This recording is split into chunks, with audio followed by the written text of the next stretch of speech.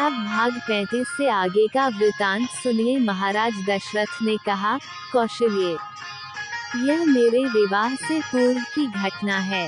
एक दिन संध्या के समय अकस्मात मैं धनुष बाण ले रथ पर सवार हो शिकार के लिए निकल पड़ा। जब मैं सरयू के तट के साथ साथ रथ में जा रहा था तो मुझे ऐसा शब्द सुनाई पड़ा मानो वन्य हाथी गरज रहा हो। उस हाथी को मारने के लिए मैंने तीक्ष्ण शब्दभेदी बाण छोड़ दिया।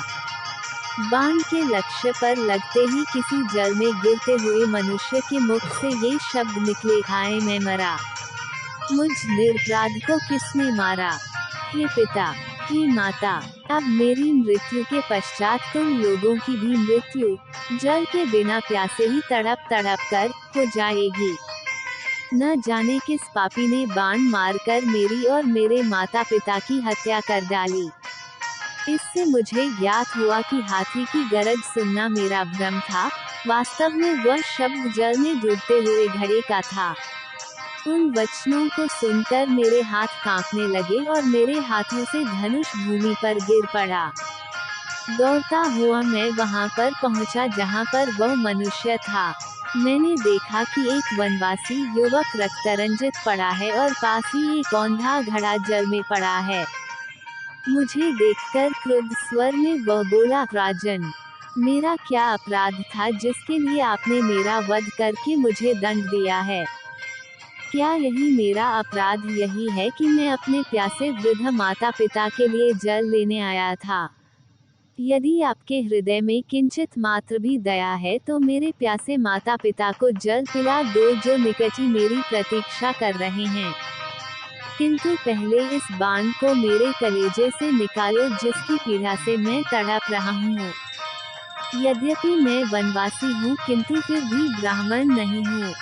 मेरे पिता वैश्य और मेरी माता शूद्र है, इसलिए मेरी मृत्यु से तुम्हें ब्रह्महत्या का पाप नहीं लगेगा। मेरे द्वारा उसके हृदय से बाण खींचते ही उसने प्राण त्याग दिए। अपने इस कृत्य से मेरा हृदय पश्चाताप से भर उठा। घड़े में जल भर कर मैं उसके माता पिता के पास पहुंचा। मैंने देखा, वे दोनों अत्यंत दुर्बल और नेत्रहीन थे। उनकी दशा देखकर मेरा हृदय और भी विदीर्ण हो गया। मेरी आहट पाते ही वे बोले, बेटा श्रवण, इतनी देर कहाँ लगाए? पहले अपनी माता को पानी पिला दो क्योंकि वह प्यास से अत्यंत व्याकुल हो रही है। श्रवण के पिता के वचनों को सुनकर मैंने डरते डरते कहा, हे मुने, मैं अयोध्या का राजा दशरथ हूँ। मैंने अंधकार के कारण हाथी के भ्रम में तुम्हारे निरपराध पुत्र की हत्या कर दी है। अज्ञानवश किए गए अपने इस अपराध से मैं अत्यंत व्यथित हूँ। आप मुझे दंड दीजिए। पुत्र की मृत्यु का समाचार सुनकर दोनों विलाप करते हुए कहने लगे, मन तो करता है कि मैं अभी शाप देकर तुम्हें भस्म कर दूं और तुम्हारे सिर के साथ टुकड़े कर दूं। किंतु तुमने स्वयं आकर अपना अपराध स्वीकार किया है, अतः मैं ऐसा नहीं करूँगा।